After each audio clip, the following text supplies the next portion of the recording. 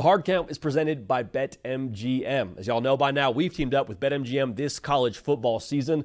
We'll be using their lines to make all our picks, and we'll have special offers for all of you each week. Now, when you join BetMGM, you get access to a variety of parlay selection features like same-game parlays, live betting options, and more. If you haven't signed up yet for BetMGM, use bonus code HARDCOUNT, and you'll get up to $1,500 first bet offer on your first wager with BetMGM. Here's how that works. 1, download the BetMGM app and sign up using bonus code HARDCOUNT. 2, deposit at least $10 and place your first wager on any game. Step 3, you'll receive up to $1,500 in bonus bets if your bet loses. Just make sure you use bonus code HARDCOUNT when you sign up. Let's make this college football season 1 for the books. Let's make it legendary.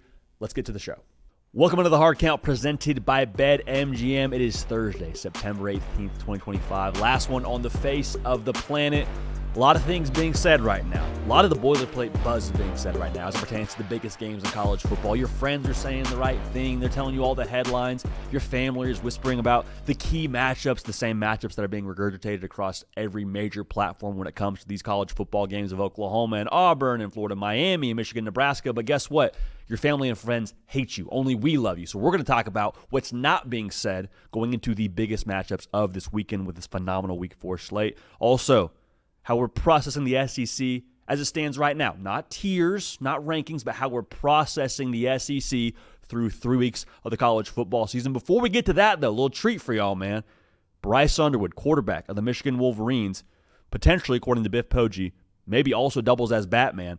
We sat down with him to talk about his adjustment to college life, to playing college football, and to his excitement around this game and the rivalry with Ohio State. So we're going to start with that conversation with Bryce. Really appreciate him making some time. Without further ado, here's QB1 from the Michigan Wolverines, Bryce Underwood.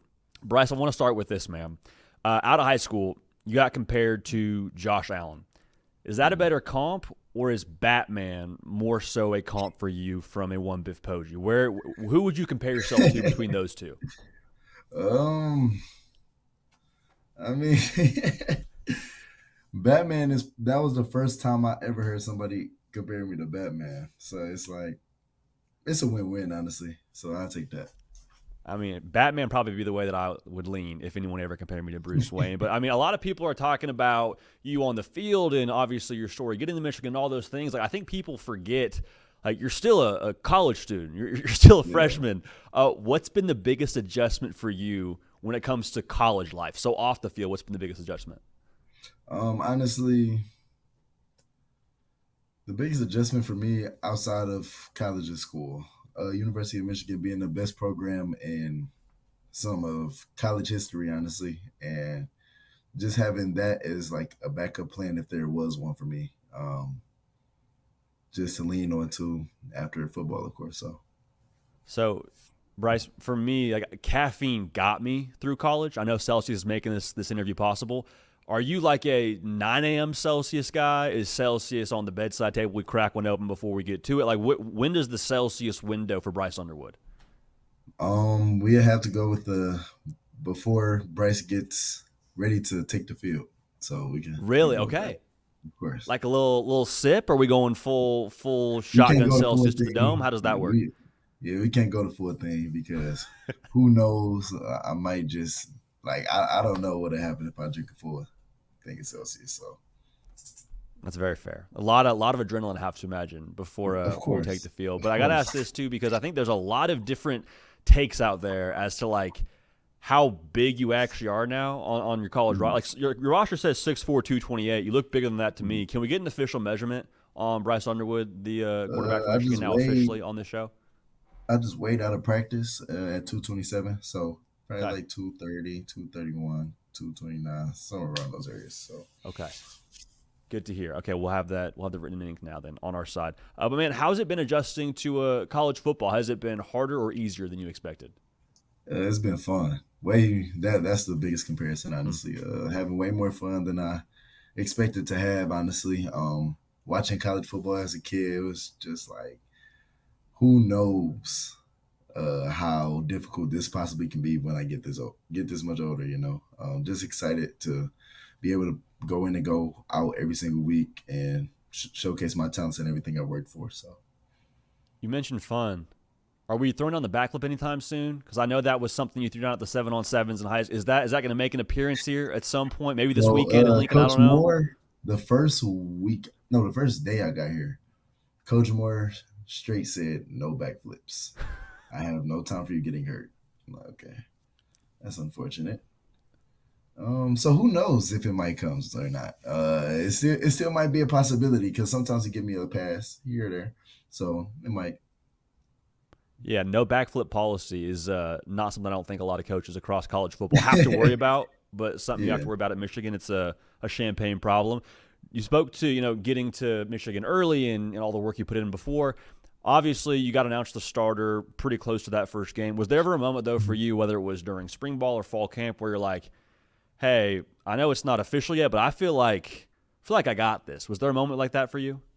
Honestly, we have a great quarterback room, so it was us pushing each other every single day. So I feel like the competitiveness of this bringing it out of each other was just honestly amazing. So it was really exciting between the whole room to be announced as the starting quarterback. But to answer your question, no, not really. It was just a blessing when it happened. So, man, what's Biff Poggi like? He seems awesome, like on this side of things, just hearing him in an interview. What's he like in the building, and what's it been like these past 2 weeks going into this week against Nebraska? He's a great guy, of course. He loves us as like we was his own kids, of course. So I really appreciate him stepping up, taking the role for the moment, and keeping the same leadership as all of each coach on our staff. So, do you feel like there's any change for you leadership-wise, being the guy going into a week like this, where I know there is a change at the head coaching spot for y'all these upcoming, this upcoming week and the last week? Any change on your plate when it comes to leadership there? Honestly, just being who I am. When we are the best us and the most connected team in the country, I feel it's a lot that can't be in front of us, honestly. So. What's the mindset going into this game? Because I think everyone talks about the environment in Lincoln and the sellout streak, and obviously Nebraska's playing well right now. What's the mindset for yourself going into a game like this? Just do what I do every single day going into the game. Be the best me in practice, leading our team, keeping our energy up during practice. That's our main goals. Being the most connected team, being a team, individual stats really isn't the main thing or thought process going into games. It's about being the most connected team, bringing each other together, and being the best as we could possibly be. So, Bryce, you spoke to energy right there. One thing that brings energy, well, trash talk. All right. Now, I've heard some other people mention that maybe, just maybe, I dished out a little bit during practice on the field. Who are you talking the most trash to during practice on the defense for Michigan? Trey Williams. Okay, why is that? I don't know. He's the closest. He's the closest. He's right in the middle. I see a big number 0, and why not? And then it goes to Jay Sean. Okay, so you're going after the big boys up front, man. What are we saying to them? Are we making jokes about them not being able to touch you back there, or what's the go-to trash talk between those two guys? Nah, I never make a joke about my linebackers or D linemen not being able to touch me, because I feel like that's unfair, because you're not allowed to hit quarterbacks in practice, so it's like it's pretty unfair for me to talk trash. And if they had the opportunity to, so just having fun, motivating them to honestly be better every single play, pushing my own linemen to be the best they could possibly be as well. So I feel like overall everything is just beneficial for the team. Yeah, I was speaking to them just like physically being able to catch you. But yeah, the non-contact jersey, that would be a tough look if you're going to go ahead and go the "you can't touch me" route on the trash talk side. But speaking of trash talk, man, there is a clip of you speaking to Rich Eisen, essentially telling LeBron, like, hey, man, it's up for Ohio State here. Has there been any follow-up between you and one LeBron James since that moment? Honestly, I came across LeBron James at their game. I forgot who they were playing. It was after the game or whatever. So it was an in-person interaction. So, yeah. But no follow-up since then. No second instance. So. Okay, I just got to make sure. Good to know. Good to know. But the Ohio State rivalry, obviously, massive for y'all. I'm sure it's something that gets talked about all year long for both sides of that thing. But you being a kid from Michigan, What did that rivalry mean for you even before getting to Michigan? Like as a kid, are we watching the game on Saturday mornings and things of that nature? What was that like for you growing up being around that rivalry? I just knew it was the biggest rivalry in sports history, and it still is to this day, of course. So just knowing my home state is willing to fight and defend and do anything that's possible to not only beat Ohio State but be the best us we could possibly be is just, you know, life changing for me. Honestly, to see growing up because I played for a little league football team that was the Motor City Wolverines, so it showed like that's how you do it, I guess. So. Well, I mean, it's got to be a cool feeling to be able to look back at those pictures of you in the winged helmet and now playing for the winged helmet against that team. I know that's got to be exciting for you, man. When you speak to just the progress you've made to this point being a starting quarterback in college football, going into start number 4, from start number 1 to this upcoming game, what's the progress point for you where you're like, hey, I think I've gotten a lot better at X, Y, and Z thing? I would say being a better leader vocally, because I feel like coming in, of course, who wants to listen to a freshman? Of course, until I realized the quarterback is the leader of the team. He is the captain of the team, even without the C on his chest. So just that being my main thing now, going into every single snap, every single play, every single second of the game is the biggest shift and biggest mindset change for me. When was that shift for you? Was it sometime during fall camp, or was it a point during the first couple games of the season? When did that shift happen, and did somebody help you in that process in doing that? I would say the first day of fall camp, honestly, and Max Bredesen really was my biggest shift factor. It's been around people. I don't know how it got out. He was my roommate for fall camp, so yeah. So just having and keeping a bond with Max throughout the entire time was. Does he snore?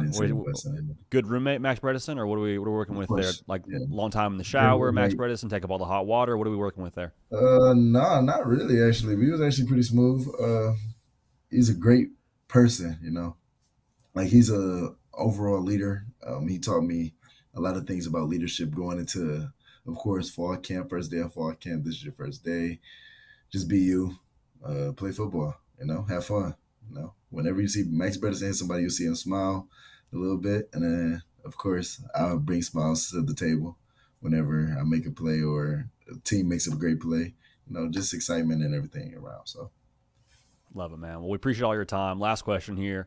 You're going to take the field against Nebraska. Atmosphere will be electric. You seem to feed off of that. What's going to be going through your mind? What's going to be the emotions before you kick off against Nebraska?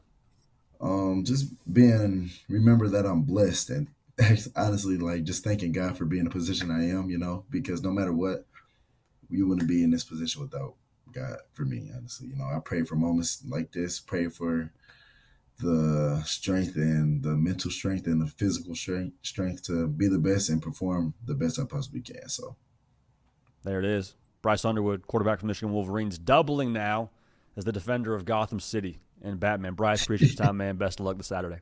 Of course, no problem. Thank you so much.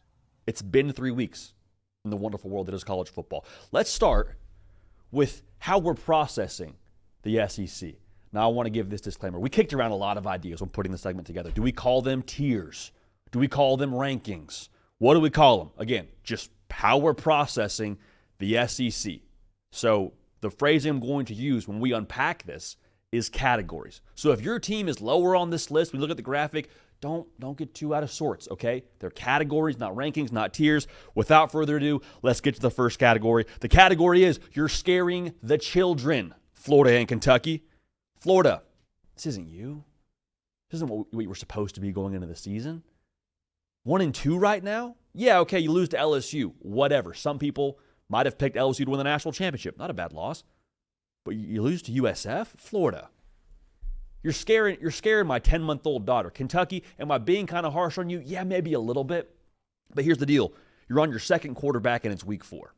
Right? And I understand there's a conversation around Zach Calzada's health. We both know what's up, man. We both know Cutter Bull is probably the right move for you right now. Okay, so you're scaring the children, Florida and Kentucky. Next category. Is everything okay at home?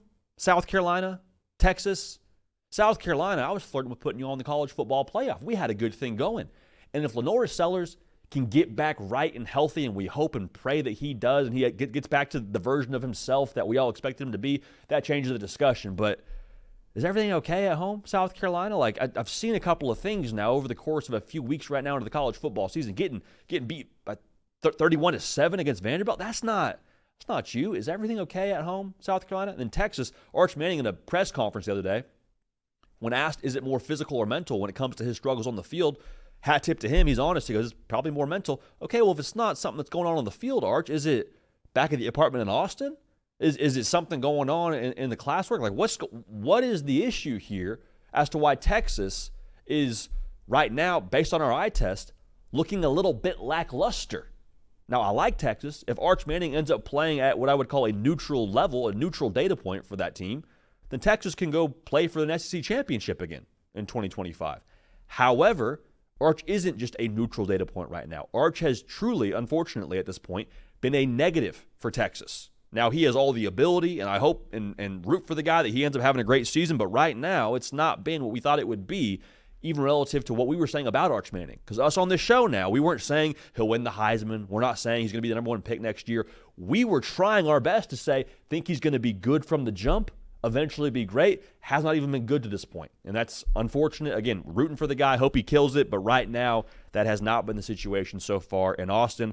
Not been the situation right now in Columbia, South Carolina. Gamecocks, Longhorns, is everything okay at home? Because this isn't adding up to us. All right. Now, I wasn't familiar with your game. Is this next category. Arkansas, Missouri, Ole Miss, Mississippi State. We love Sam Pittman on this show, dude. Love Sam Pittman. Likes Taylon Green, but did not think we'd get this version of Taylon Green. He's been cooking so far. Now, yeah, the Ole Miss game goes how it goes, but Ole Miss, we weren't familiar with your game either. Trinidad Chambliss wasn't a guy that I had circled in the preseason from Ferris State. We were talking about Austin Simmons, and he gets the Tua comparisons and all that, and the lefty and all that, and it's like, no, Trinidad Chambliss was hooping against Arkansas. Maybe he's your guy going forward. We'll see. Missouri, again, liked Bo Pabula. Wasn't familiar with the juice he had. He was getting right against Kansas. I think him with that backfield of 200-yard rushers in that game against Kansas, Ahmad Hardy being one of them, big-time get for them via the portal at running back, and just the overall, quite frankly, schedule Missouri has. Okay, we'll see, Missouri. Wasn't familiar with your game, but we are now. Mississippi State, Blake Shapen, I got to see in person just drop dimes against Oklahoma State when he was at Baylor in the Big 12 title game. Ice in the veins, just playing darts back there in Jerry World. He was phenomenal. So I've slowly, held on to that stock with him right now in Starkville. But for them to beat Arizona State, a team that's got an NFL quarterback, an NFL wide receiver, and number 2 returning production in college football from a team that won the Big 12 a year ago, like Mississippi State, to beat them in Starkville, okay, Mississippi State, we'll see what you are down the line, but I was not familiar with your game. Next category. I like you, but I need some time. Auburn, Vanderbilt, Alabama. I like all y'all, but I need some time. Alabama is the obvious discussion here. The Florida State game scares me. It scares me. Is that who you are? Are you going to be a team that walks out there in a bigger spot and just look like you're out there for fun? Just kind of, going through the motions while the other team absolutely takes it to you in Florida State? Or is it Tennessee? Or is it LSU? Like, it's not getting easier down the line here, Alabama. I like you, though, because I like the way we've responded so far. Yeah, it's Wisconsin. But the way that it's looked, it's been more aggressive. It's been more creative. Ty Simpson on his grown man stuff right now, stepping into that thing a little bit more. I like that from Alabama. I like you. It's going to take a second, though, for me to forget the Florida State game, just so we're all aligned here. Need to see some better competition. Auburn and Vandy, how sustainable is it? I like Jackson Arnold, but if we're throwing for less than 200 yards a game, like I'm gonna need that at some point in time, especially this weekend against Oklahoma. I like you, but I need a little bit more time to see how sustainable that brand of ball is. Same thing for Vanderbilt. Diego Pavia is a guy after my own heart, dude. Talks his trash, is exactly what Vanderbilt needed, exactly that kind of emotion they needed, that swagger, that confidence, all those cliches. Diego Pavia embodies that, and I'm here for that, but I do wonder a little bit like, hey, if you get behind in a game, is that style of offense, kind of pseudo triple option, pseudo academy kind of offense, is that sustainable against some of these better rosters? Again, if you find yourself in a spot where you're down by 14 points, do you have the firepower to come back? Here for Vandy, here for them being a team to compete in the SEC, but I need some more time before I buy too much stock. Now, this next category, never a doubt for us on this show. Listen, we're wrong about a lot of things. A lot of things. So if you want a victory lap against us for something we picked wrong, be my guest. There's tons of ammunition. But we weren't wrong about these teams, man. Oklahoma, Tennessee, and A&M. We had A&M preseason in the college football playoff. A big reason why I thought that offense would be dynamic. Mario Craver, Casey Concepcion went berserk against Notre Dame. Marcel Reed, we were talking about how good he'd be this coming season, and to the tune of 41 points against Notre Dame.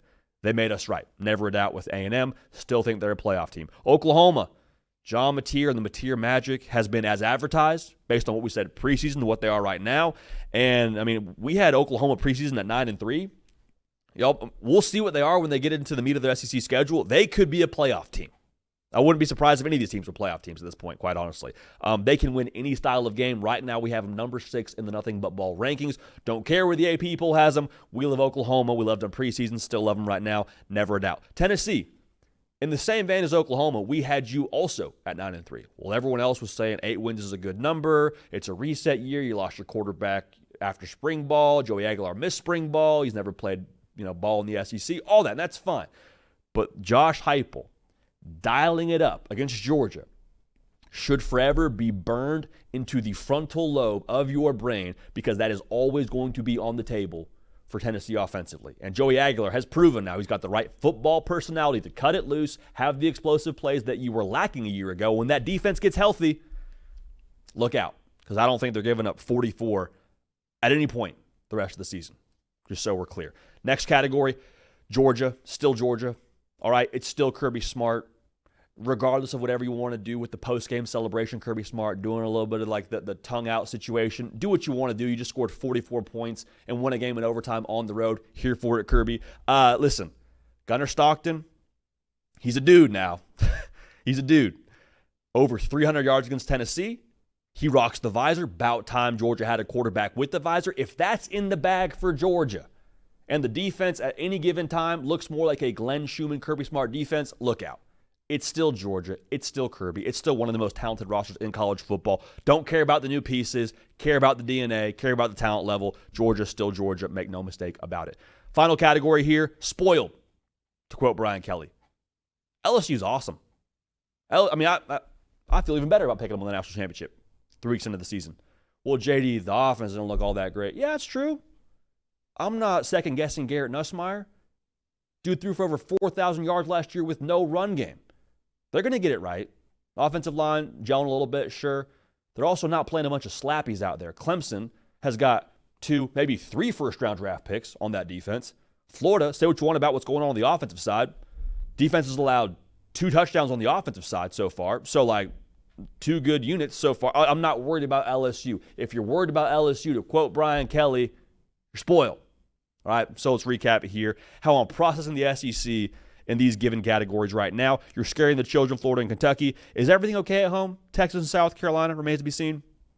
On me, to quote the great Shaquille O'Neal, I was not familiar with your game. Arkansas, Mizzou, Ole Miss, and Mississippi State. I like you, Auburn, Vandy, and Alabama, but I need a little bit of time. Never a doubt for us on this show for Oklahoma, A&M, and Tennessee. Georgia's still Georgia, and if you're down on LSU, you're spoiled. We're all in on the Tigers out there in Baton Rouge. Immaculate vibes for us on this show on this wonderful Hard Count Thursday, and hopefully for y'all watching, and definitely in Baton Rouge. We got some big games this weekend, man. I love our Thursday show because we get a chance to just sort of take a breath. We've already picked the games. We've already broken it down. We get a chance to go back through some of the stuff we've already talked about throughout the course of this week and maybe pick out what's not being said across the college football landscape. So I want to do that right now with a couple of these games. Let's start with Auburn at Oklahoma. The buzz right now is that Jackson Arnold has got to get it going offensively when it comes to the passing game. I don't think you're saying, does the Auburn offense have to get into gear? You're saying, can our weapons on the perimeter, a Cam Coleman and Eric Singleton, can we push the ball downfield against this really, dare I say, elite Oklahoma defense to this point in the year? And that's not an unfair thing to say on the front of this conversation with Auburn and Oklahoma. But you know what's not being said? Hey, this might be a spot for Auburn where there's going to be boundless opportunity for explosive plays against Oklahoma. That's not me telling you it's going to be easy, But go look at the Michigan game. Michigan threw for 142 yards in Bryce Underwood's first ever road start as a college football player. Not great, but guess what? Of that 142, you had explosive pass plays of 44 yards, 25 yards, almost 20 yards and a 19-yard completion as well to Samaj Morgan. There is explosive plays to be had against this aggressive Oklahoma defense. And guess what? Now, Brent Venables, the way he runs as a defensive coordinator, hot, to put it simply. They're going to be downhill. They're going to have watched all the tape that you put out there. Hugh Freeze and Jackson Arnold in that backfield. They're going to do everything in their power to stop the run game in its tracks and force you to throw the football. So Jackson Arnold now, it's not going to be easy, but there's going to be plays to be had out there. And if you're looking at Michigan as the sample size for explosive plays, you got better perimeter players than Michigan does. So yeah, Jackson Arnold got to get it going, all those things, but I don't think we're talking nearly enough. What's not being said is there's opportunity for explosive plays. So when you get those explosive plays, 7, not 3. That was where Michigan got in trouble. 7, not 3. When you get in the red zone, finish with a touchdown is the main point there. Now on the Oklahoma side, what's being said is John Mateer is elite. Can you contain him? Can you keep him from having those ad-lib plays where he gets an explosive play downfield? And can you keep the run game at bay? All those things, and that's fair. We love John Mateer. We love the lettuce. We love the headbands. Keep that Venmo talk to yourself. We're high on John Mateer. What's not being said is that Oklahoma has not just quality when it comes to the weapons. Deion Burks, Jaron Kanik, obviously. They got like real deal depth on the perimeter for those weapons. So the reason why that's important, it's not just about John Mateer. It's can you apply the appropriate attention to the guys he's getting the football to. And yeah, they got to run the ball. I hear that. But like, what if Oklahoma doesn't have success running the football? Auburn hasn't exactly been phenomenal on the back end, allowing 400-plus yards against Baylor in that first game. Like I mentioned Kanik, who's leading the country in receiving yards for a tight end. I mentioned Deion Burks, who you already knew about. That's 2 right there. How about this?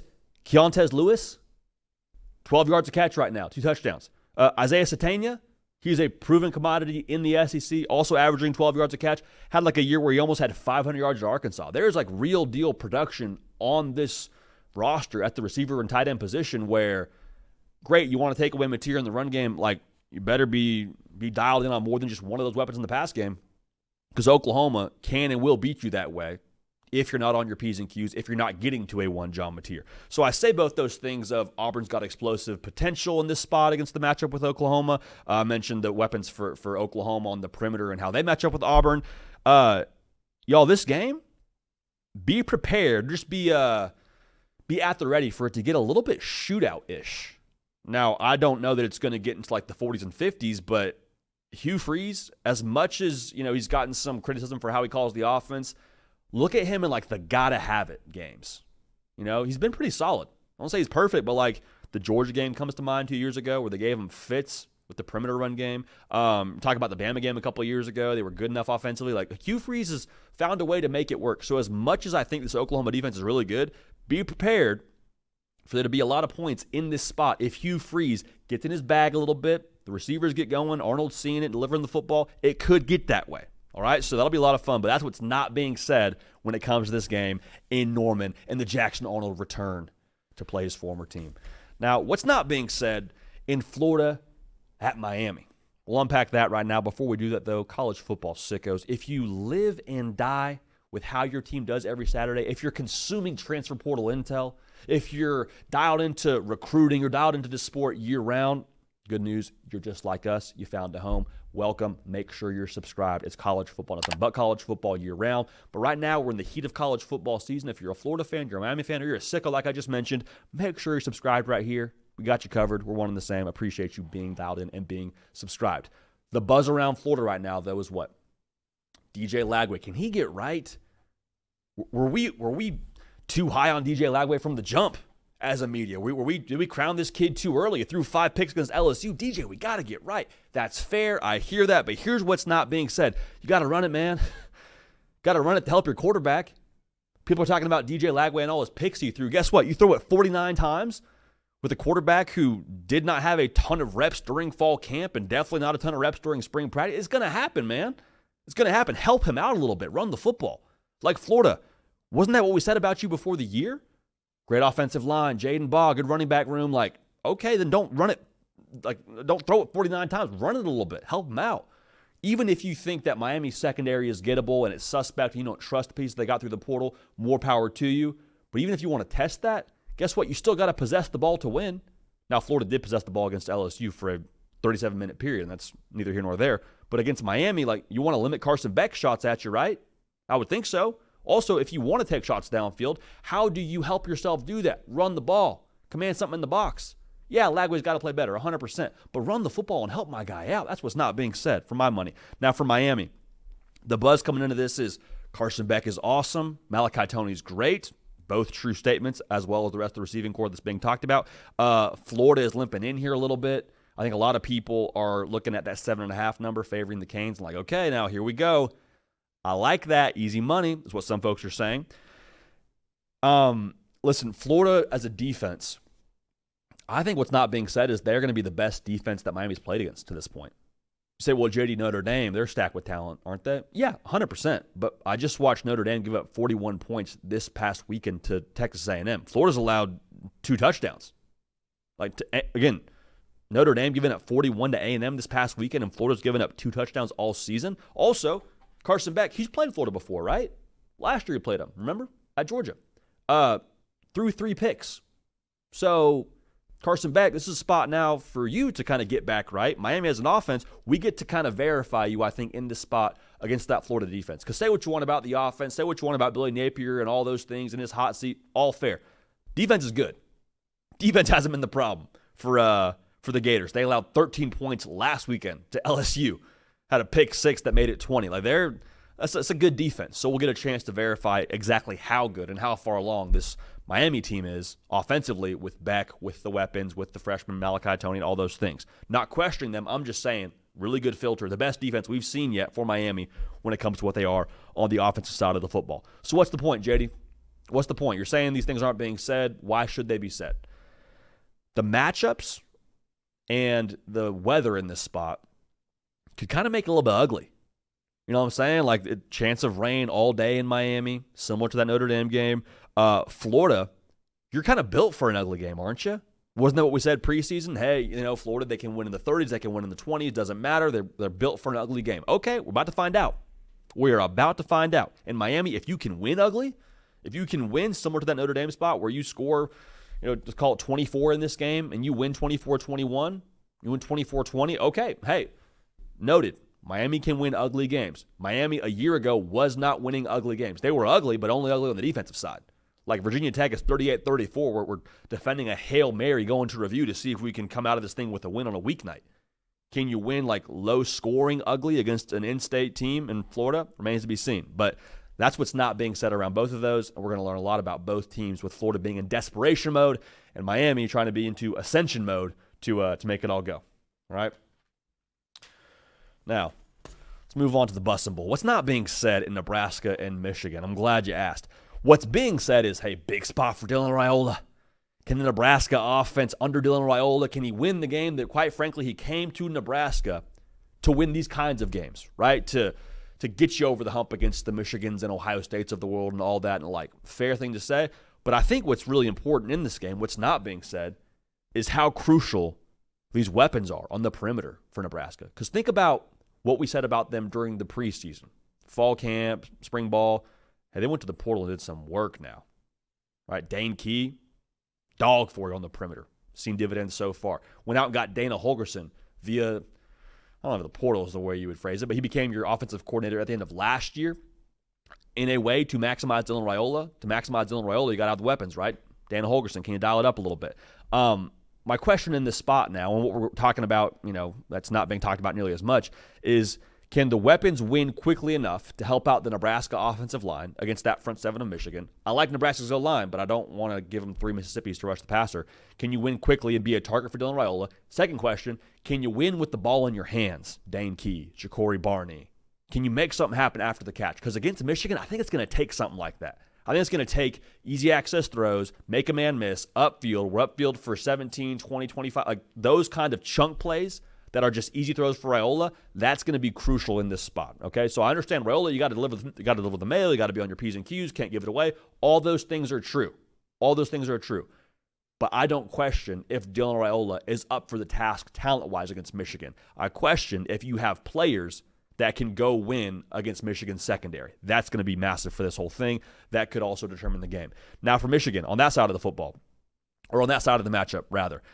Huge spot for Bryce Underwood. All the headlines there. I get it. It makes sense. We'll talk about it on our show as well. We're going to talk about it really up into this game. I understand all that. But what's not being said is that the DC for Michigan, Wink Martindale, has a chance to just Thanos this whole thing. Chance to just, snap, game over. Wink Martindale is an NFL-caliber defensive coordinator. Coached in the NFL for a long time on that side of the football. Nebraska, as an offense, has shifted under Dana Holgorsen to being a more quarterback-driven outfit, meaning a lot is put in Dylan Raiola's hands to make the right decision, to have him in the right play, to go to the right place with the football. Not unlike other offenses in college football is the quarterback important, but like even more in this style of ball with how much they throw it, it's on Dylan Raiola.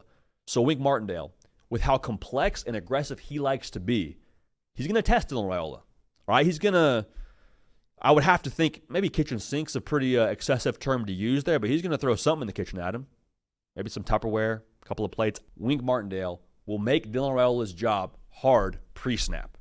You've seen it all. Are you processing where that safety's coming from, where that linebacker's coming from? Again, I don't question the physical acumen of Dylan Raiola. I question, can we process an NFL defense in real time? Because if you can't, and like we say on this show, it's Jamba Juice, it's Dylan Raiola in a blender, and we got a smoothie out there. That's going to be very telling, I think, pretty early on in this thing. And then Bryce Underwood gets to settle in. The offense gets to do what they want to do. They don't have to press throwing the football. They just kind of take their time, running the ball. Does Michigan? That's going to be a determining factor in this spot in a very big way. So, yeah, Bryce Underwood's important, but if Wink Martindale throws out the chef special against Dylan Raiola and he can't process it, he can't handle it, it's going to be game, set, match. Okay, so the point in all this is I think we're going to know what the fourth quarter is going to look like in this game after the first quarter. Like if Nebraska just can't separate on the outside and the Michigan DB's just giving them the business, it's like, okay, this is going to be a long afternoon if we're Nebraska. If they're winning, I say, okay, we're scoring points, pressure on Michigan. I don't think either side will run away with it so much, but I do think we could get to a spot where if Michigan's jamming up Nebraska and they're having trouble throwing the football and they're kind of stalling out, it could be a similar game to where watching Oklahoma-Michigan, it was always close on the scoreboard, but never really felt close. It was just controlled by Oklahoma. Could be the same story here for Michigan against Nebraska. They could just control the game against the Cornhuskers, and that could kind of be how we get down going forward. If, again, Dylan Raiola is just in a blender, can't see it, can't process it, and Nebraska's having trouble not just moving the football, but like they're having trouble even getting the play started, all right? So a Nebraska win means that everything you did in the offseason and when you hired Dana Holgorsen at the end of last year to be your guy calling the offense, it paid off. You're good to go, and you're at a spot now where we talked about the schedule yesterday. It's right there to where if you go 1-2 in November and you're undefeated going into November, which I think is very, very attainable for this team, you're a college football playoff team, Nebraska. It starts in this game. Michigan, if they win in the fashion that they could win, if you catch my drift there, defense, low scoring, run the ball, all that, we're like, okay, yeah, Sharon Moore wasn't on the sideline. We understand that. Yeah, it's a new quarterback. Yeah, it's a new offensive coordinator. New coat of paint, same old Michigan would be the vibe coming out of this one. So those are things not being said, but we will learn a lot. It'll be a lot of fun, and I cannot wait for that matchup in Lincoln. All right, now I want us to talk about what Dabo Swinney said the other day at his press conference. If you missed it, to give you the spark notes here, Dabo Swinney is fielding questions about what Clemson hasn't done on the field. They just lost to Georgia Tech, and, the way the offense looked lackluster, all those things. And you got a little bit of spicy Dabo here. He was talking about how much success they've had since he's been there. He was talking about, the number of conference titles they had and playoff appearances and national championships and all that. And I understand where he's coming from. But I have a couple of different feelings around what Dabo Swinney had to say and the way in which he said it. Okay? I'll start with just the overall attitude Dabo Swinney has when he's talking to the media after a loss like this. Quite frankly, I have no problem with it. Maybe for some people it rubs them the wrong way and they don't like the snarky Dabo. I like spicy Dabo, dude. I like spicy Dabo. One, it's fun for us to watch. Two, he's not wrong in everything he's saying about how much success they've had. And three, I think the team needs it, dude. Like if a team takes on the persona of your leadership, like we say all the time on this show, Clemson's been, tofu with no seasoning. out there. It has been the opposite of spicy. I need some spicy Clemson, dude, because the talent's there, but there's been no, I don't want to say intentionality because we've said that too many times on this show relative to other teams, but there's been no just like oomph to it, no aggression, no teeth from Clemson. We talked about it all offseason long. Defensive line is going to be awesome. Hey, the offense, you got Klubnik back and those weapons. Like, where's the aggression, man? I haven't seen that. So the coach having some spice to him, some juice to him, I think Clemson needs that. So in that vein, I like the overall temperature from Dabo Swinney with how he's speaking in the media. No problem there. Talk your cash. Also, Dabo Swinney will forget, infinitely more than we will ever know about college football. We being like us on this side receiving what Dabo Swinney is saying. So that's the first part of this. However, my issue with some of the things Dabo Swinney said are him speaking to how much success they've had previously. And in a way, it feels like almost, he's not saying it totally this way, but this is the vibe I get. He speaks to previous success almost to validate what they are right now and why it's almost okay for them to not have success on the field. Like, he's done this several different times. And again, Dabo Swinney, nothing but respect for him as a head coach and how he operates. All that is true. But when he says things like, we've won a lot here, we won this many conference titles, and we won this many national championships, is that good? You don't want to come after me now, and we've done all these things at Clemson? You want to come after me when we've had this much success? It's like, yes, you've had that success, and yes, you're one of the best college football coaches in the business. That's 100% true, but that doesn't make it okay. Different press conferences he's spoken about, before I got here, 8 wins was great for us. And now we lose a couple games, and everyone's talking about how bad we are, and they are down on us and being negative. And it's like, yes, but the reason why we expect more from Clemson is because you've won so much. Yes, 10 years ago, maybe it's okay for Clemson to lose a game like this. 10 years ago is even cutting it short. 15 years ago, maybe it's okay for Clemson to lose a game like this. But because you've won so much, because you have so much talent, because you're such an awesome coach, no, it's not okay to lose Georgia Tech. It's not. And so it doesn't make it more palatable when you remind me of the success you've had, Clemson. It doesn't make me more okay with you losing Georgia Tech. It makes me less okay. You've pushed the program to a place where there is expectations for Clemson. That's a beautiful thing. So when you fall short of those expectations, yes, there's negativity. And Dabo Swinney even said, hey, I get it, I understand it, I'm glad people care, but it's still, to me personally, I'm not the biggest fan of that train of thought when it comes to validating a lack of success for Clemson. Now, here's the one thing I wasn't okay with. Here's the one thing that I probably would leave out of that discussion when it comes to what Dabo Swinney said at the press conference. He says, quote, "If Clemson's tired of winning, they can send me on my way. I'll go somewhere else and coach." Translation, if y'all aren't okay with how we're doing things right now, you're really that upset about the Georgia Tech loss, that's fine. Fire me. I'll go beat you somewhere else. It's how I interpreted that. He went on to say, I'm 55, I got a long way to go. I'm not going to the beach. I'm gonna keep coaching. So what I was hearing was, you're going to still have to deal with me, Clemson. I'm coming after you if you want to let go of me. And maybe some of this is being blown out of proportion a little bit. I can acknowledge that. I can see that. But, man, I don't know if I would have said that out loud. And we all say things we wish we had back. We talk into a microphone several hours a week. We say things all the time. It's maybe I would have said that differently. But with the spot Clemson's in right now, where you're 1-2, you need all the unity you can muster. You need everyone to be on the same page. You need good vibes. If I'm in that locker room and I hear Dabo Swinney say something like this, I don't know exactly how it was received, but I have to think there was some part of you as a Clemson player what's going on here with Coach and the powers that be at Clemson? He's talking about going somewhere else more or less and having to play against us and coaching. I don't know if I would have gone that direction personally. So I don't know. I guess I'm not overly emotional about this press conference from Dabo Swinney. When he's been this version of himself, the spicy Dabo, the y'all are writing us off Dabo, usually they're pretty good the rest of the season. And I think Clemson has everything in-house to still be really good the rest of the season. But yeah, it probably wouldn't have been the number one route I would have gone if I were him. But again, Clemson's going to be, I think, more than fine the rest of the season.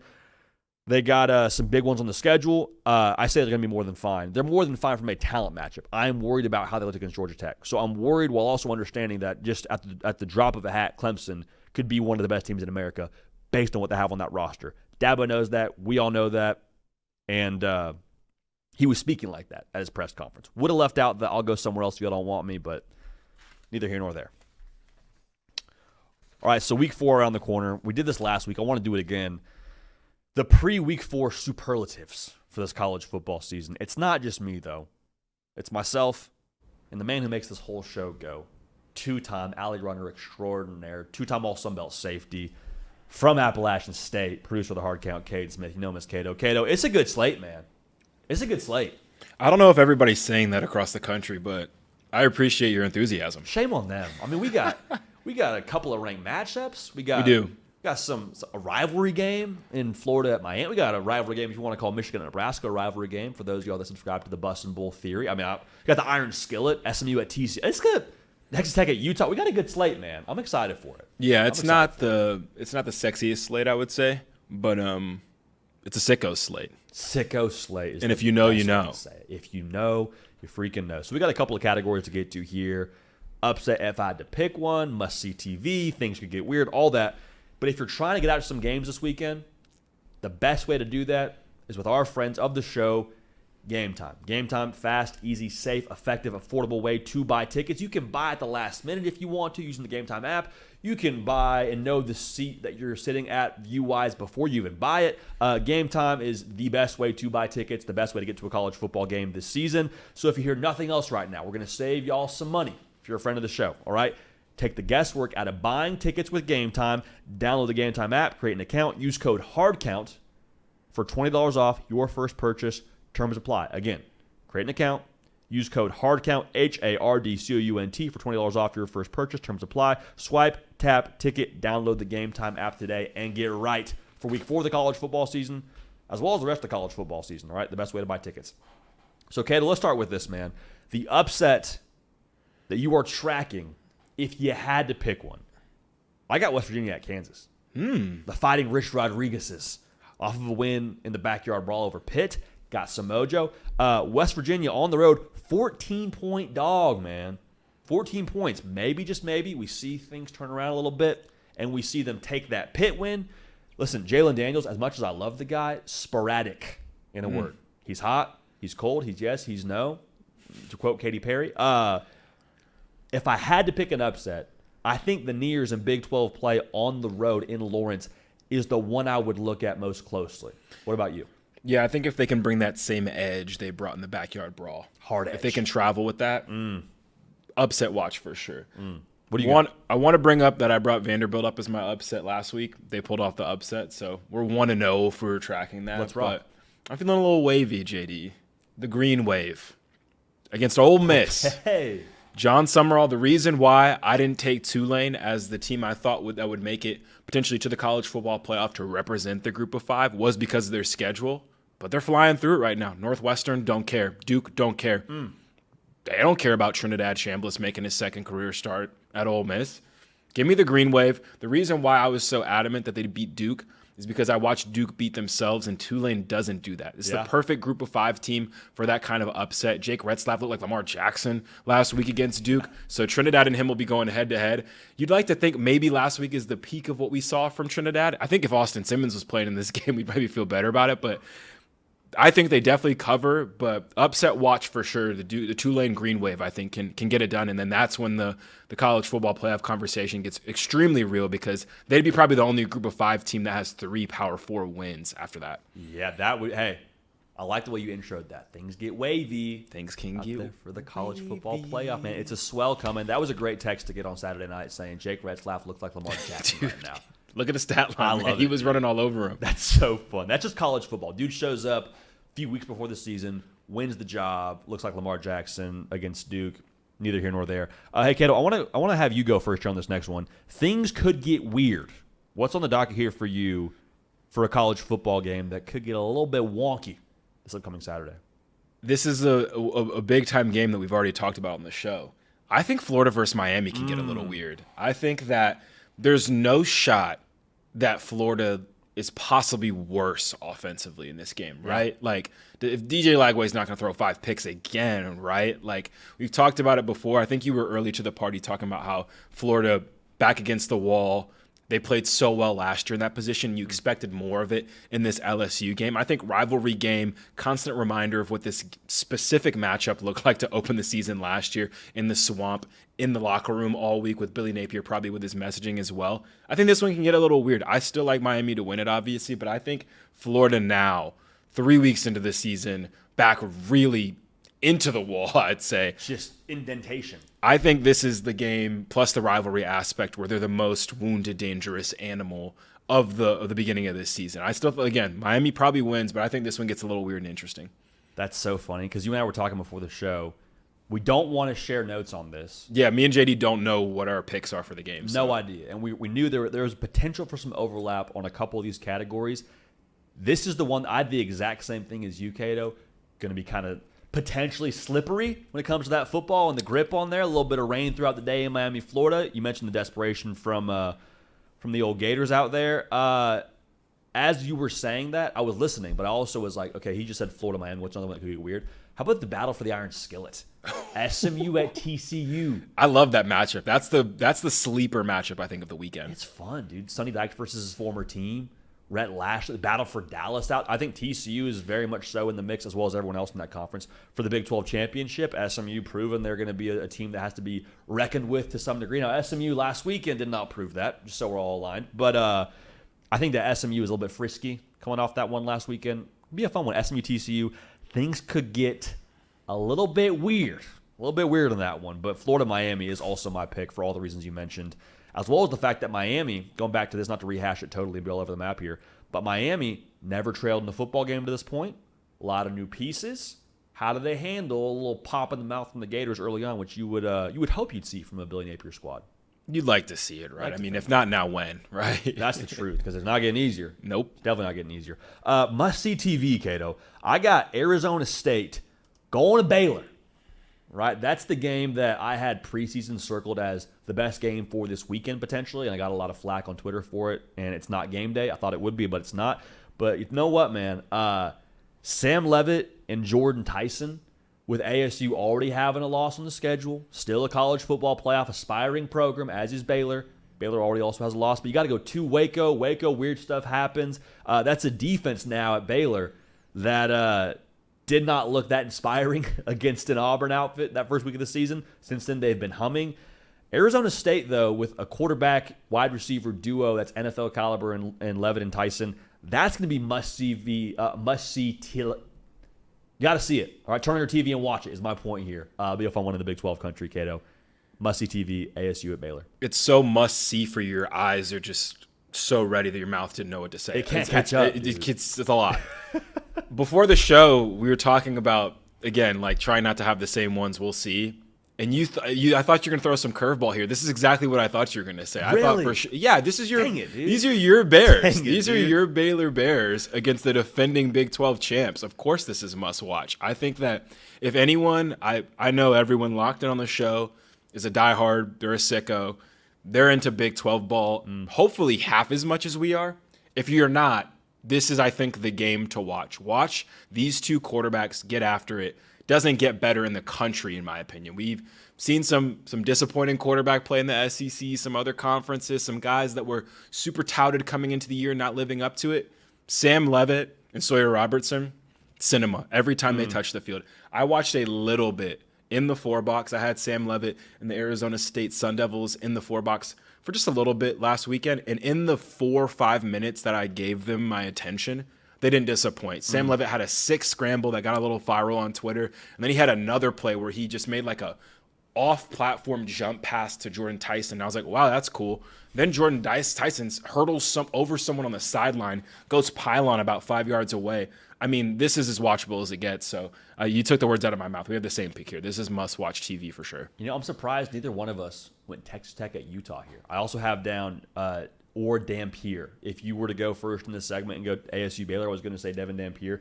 Seeing him in that big noon slate, dude, with Gus Johnson, that's going to be awesome, too. You know that's my Super Bowl. I feel like I've been overly biased about my Utes. I've been doing it wrong, apparently. Apparently, I saw a picture of Kyle Whittingham. This is the U that Utah hits. This is Miami. I wanted them to kind of just reclaim it, but that's such a dependent just variable for me. Like, that is going to be what I'm doing. Like, I wanted to give some more to the people because I think my affinity for Utah and just this matchup coming up has already been expressed a ton. So I wanted to switch it up a little bit because I think that game is not getting talked about enough. So I think that one in TCU as well. I'm glad we got those games in there because I feel like they're a little bit more of sleepers when you look at this slate. Can I throw one more at you for some must-see TV?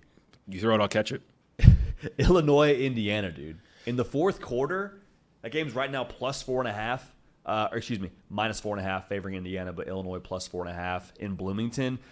Two experienced quarterbacks, two college football playoff aspiring teams. The Kurt Stignetti and Brett Bielema back and forth in itself, you would hope would present a little bit of entertainment value. I think that game, especially in the fourth quarter, is one that I could see us all rushing to in a ranked matchup in the Big Ten. That's going to be a lot of fun. I'm excited to watch that one too. Yeah, I couldn't agree more. We mentioned it earlier in the week. I think this is like the ceremonial Big Ten. Who's going to be that team that sneaks into the playoff the way Indiana did last year? Indiana obviously has the belt. They're the team that's like, hey, we are good, not great, and we have the schedule.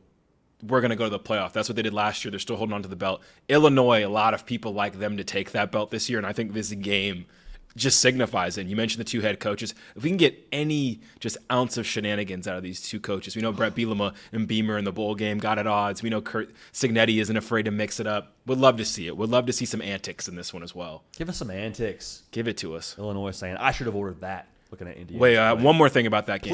Please. What are the anytime 99 yards with my boys with Mendoza in this game? What if we get that? Like, I think the ceiling for this one, given the two coaches, but we also have Fernando Mendoza, who famously 98 yards with my boys last year. I mean, it's all on the table. It's about what they want to eat, I guess, when you talk about this game. The soundbite potential, dude, through the roof. Listen to the broadcast for Utah and Texas Tech because of Gus Johnson and Joel Klatt. Yeah. But the soundbite from the actual players and coaches themselves, Indiana, Illinois, top two, not two, for my money. Kato, how about you get us going with Sicko's Hour, man? Sicko's Hour, it's 10 o'clock Eastern time, or it's after you put the kids to bed. Doesn't matter what time it is, but when everyone else goes to bed, the sickos are still up, the sickos that watch this show. Sicko's Hour, what are you tracking? What gets the Sicko's Hour superlative for you pre-week 4? Sicko's Hour special. I got to give it to the Trojans. Their first game of the season as a ranked team, and they're playing Aiden Childs in a Michigan State team that's a little scrappy, not getting a lot of attention. I think this is like the perfect Sicko's Hours game because I don't think a lot of people have watched either of these teams this year. Aiden Childs had a masterpiece overtime win against Boston College. That was awesome. Jaden Mayava, like I've mentioned, is my dark horse Heisman candidate. If we're talking about just who can end up in New York if things just work out. And we talked about it. USC, very quiet this year. Very, very quiet. They just cracked into the top 25. But they've been taking care of business this year. The defense is improved. The quarterback is awesome. The receivers are awesome. Jacoby Lane is bound to just pluck something out of the air in this game. Yeah. This one to me is a runaway Sicko's Hour special contender. I 100% agree. That's also creme de la creme for me. USC at the Collie, I believe it's a 10 o'clock Eastern kick. It's a late one, buddy. Minus 18.5. Break out the caffeine pills. Break out the whatever kind of caffeine. Coffee, Celsius, Red Bull. We don't discriminate the caffeine. Whatever you need, get dialed in for that one. It can be a lot of fun in the Coliseum. Has to have an honorable mention, though. Sagapatelli just owns Sicko's Hour. Dude, he's going to get, I don't know if he's going to win the Heisman, but he'll win the Sicko's Hour Heisman. Sicko's Hour. If you're up late, the After Dark. Jaron Sagapatelli is dealing the pill like a shady pharmacist. Cal minus 12.5 against San Diego State this weekend. So if you want some action on the Golden Bears, might not be the worst play in the world. If you're up late against Sagapatelli, he's throwing the football, and he is fun to watch, dude. It's gotten to the point where we're already talking about where he's going to go next year, which is messed up. Like this is just the college. Yeah. This is the college football world we live in, where if you're at a smaller school, not a smaller school, but just not a school that has that same acclaim, and you're excellent at quarterback, we're asking where you're going to be next. And why would you not go Tampa? That's already being asked right now, and I think he can get if he keeps this up all year, he can get a serious top billing and some serious dollars through NIL because he has 2 more years of eligibility after this. This is a true freshman who only has upside right now, so he's super lit. Honorable mention for me as well, Wyoming at Colorado. Yeah. Colorado still having some questions at quarterback. I think just putting that one maybe in the Sickos 4 box to see how they're going to navigate the quarterback position would be interesting. The backdrop of Boulder never gets old, that's for sure. See Ralphie run, so that's an honorable mention for me as well. I love that, man. It's a great week of superlatives, man. We got a lot on the bone here for us as college football fanatics, sickos, however you want to slice it. I'm fired up. You're fired up. It's going to be a good time, man. Hey, Cato, let's get to the voicemail box to send us out on this wonderful Hard Count Thursday going into week 4 of the college football season. It's funny we're talking about Sickos Hour because we had one of you call us semi-recently and say, hey, listen, I'm trying to watch my team during Sickos Hour. How do I do that? If you've got an off-the-field issue, maybe it's college football specific. Maybe it's not college football specific. We're not licensed therapists, but we're going to give you our best advice. Got a call. Having an off-the-field issue as it pertains to homecoming, but also wanting to watch their team play ball. Go ahead and take a listen. JD, what's up? My name's Presley. I'm from Georgia. With it being UGA's bye weeks this weekend, I live about 45 minutes out from Athens.